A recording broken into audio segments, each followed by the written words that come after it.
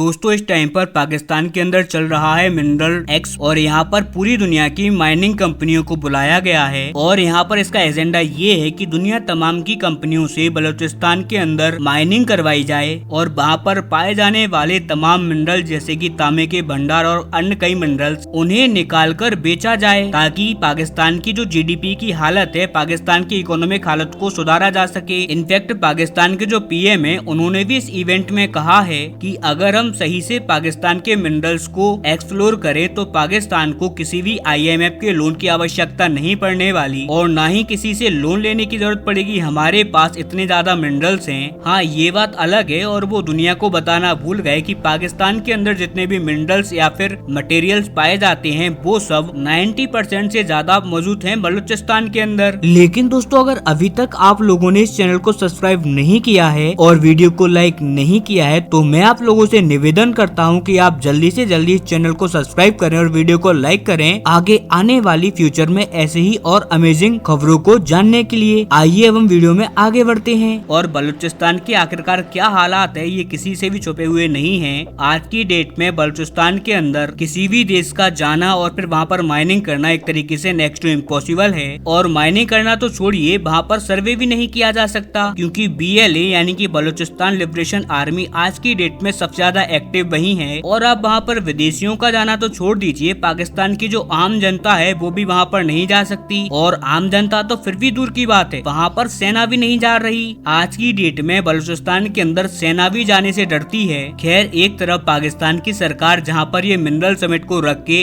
पाकिस्तान की जनता को मूर्ख बनाकर एक आशा की किरण दिखा रही है, वहीं दूसरी तरफ पाकिस्तान को एक बहुत ही करारा झटका भी लगा है। दरअसल 3 देश यानी कि यूनाइटेड अरब अमीरात, इसके अलावा सऊदी अरब और अमेरिका, आप जरा आपकी स्क्रीन पर देखिए, इन तीनों देशों ने पाकिस्तान के ट्रेजरी बिल से $1 अरब को निकाल लिया है। अगर मैं आपको एग्जैक्टली बताऊं तो इन तीनों देशों ने पाकिस्तान के अंदर $1.3 बिलियन की इन्वेस्टमेंट करी थी पाकिस्तान के जो ट्रेजरी बिल है उसके अंदर। और अब ये क्यों किया था, तो वो इसी वजह से कि पाकिस्तान का जो रुपया है वो बहुत तेजी से क्रैश कर रहा था उस टाइम पर जब ये इन्वेस्टमेंट उन्होंने की थी। और उस टाइम पर ये कहा जा रहा था कि अगर ऐसे ही पाकिस्तान की करेंसी गिरती रही तो पाकिस्तान की करेंसी को लोग किलो के भाव में खरीदेंगे। ये ठीक वैसा ही होगा जैसा आज की डेट में जिम्बाब्वे में होता है या फिर वेनेजुएला में होता है या फिर कई सारे और अफ्रीकन कंट्रीज हैं जिनमें ये सब होता है। इन देशों के अंदर करेंसी बिकती है किलो के भाव में या फिर यहाँ की सरकार को 1-2 बिलियन के नोट निकालने पड़ते हैं। और इसी वजह से पाकिस्तान को बचाने के लिए तीनों देशों ने